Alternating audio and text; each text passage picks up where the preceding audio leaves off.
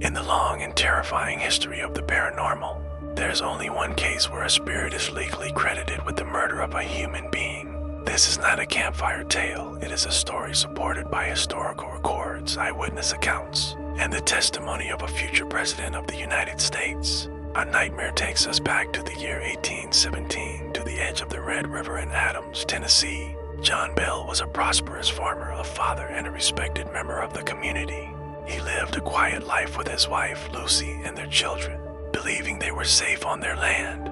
But in the late summer of that year, something dark walked out of the woods and into their lives. It began with strange hallucinations in the fields. John Bell saw a bizarre creature sitting in the rows of corn.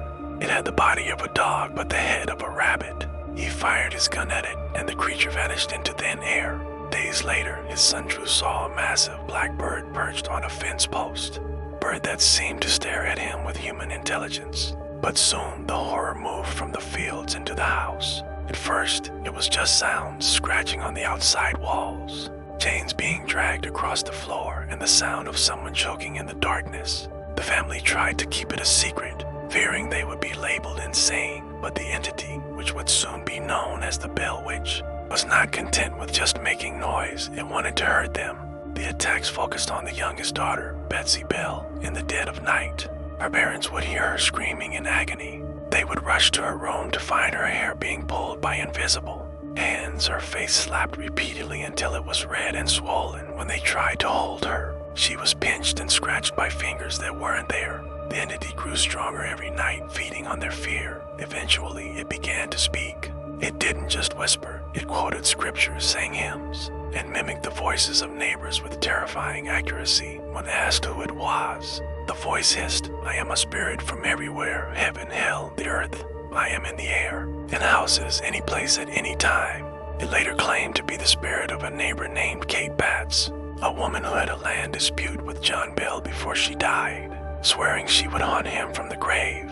The haunting became so famous that people traveled from miles away to witness the talking spirit. One of those visitors was General Andrew Jackson, who would later become the President of the United States. Jackson arrived with a wagon train and a witch layer, a man who claimed he could kill the spirit with a silver bullet. As they approached the property, the wagon wheel suddenly froze. The horses pushed and pulled, but the wagon wouldn't move, as if it were welded to the earth. Suddenly, a disembodied female voice cackled from the bushes, "All right, General, let the wagon move. I will see you again tonight." Instantly, the horses were able to move. That night, Jackson and his men were tormented so badly by the spirit, physically pinched and mocked, that they fled the property by early morning. Jackson was quoted as saying, "I would rather face the entire British army than spend another night at the Bell Witch farm."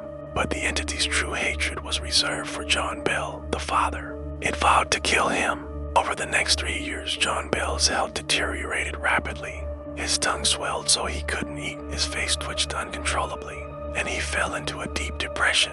The witch would taunt him relentlessly, cursing him while he lay in bed, unable to move. The final act of this tragedy occurred on December 20th, 1820. John Bell was found unresponsive in his bed, slipping into a coma. His family found a strange, small vial of unidentified black liquid in the medicine cabinet. When they asked what it was, Witch's voice screamed from the empty air, "I gave old Jack a big dose of that last night, and that fixed him." To test it, they gave a drop to the family cat, and the animal died instantly. John Bell died the next morning, but the witch wasn't done. At his funeral, as family and friends gathered to mourn, the spirit laughed. It sang loud, drinking songs from the air above the grave, disrupting the service until the last shovel of dirt was thrown. After the murder was complete, the entity told the family it would leave, but would return in 7 years and then again in 107 years. The Bell Witch Cave still exists on the property today, a dark, DAMP hole in the earth that locals refuse to enter after sunset. Many visitors claim they still hear the sound of a woman whispering, and cameras often malfunction or capture strange mists. This remains a singular event in American history, a documented case, where a supernatural entity declared it would kill a man, tortured him for years, and finally succeeded. Do you believe John Bell was murdered by a ghost, or was it a convenient cover for a family? Poisoning. Tell me your verdict in the comments below, and if you want to explore more dark history, hit the like button and subscribe to the channel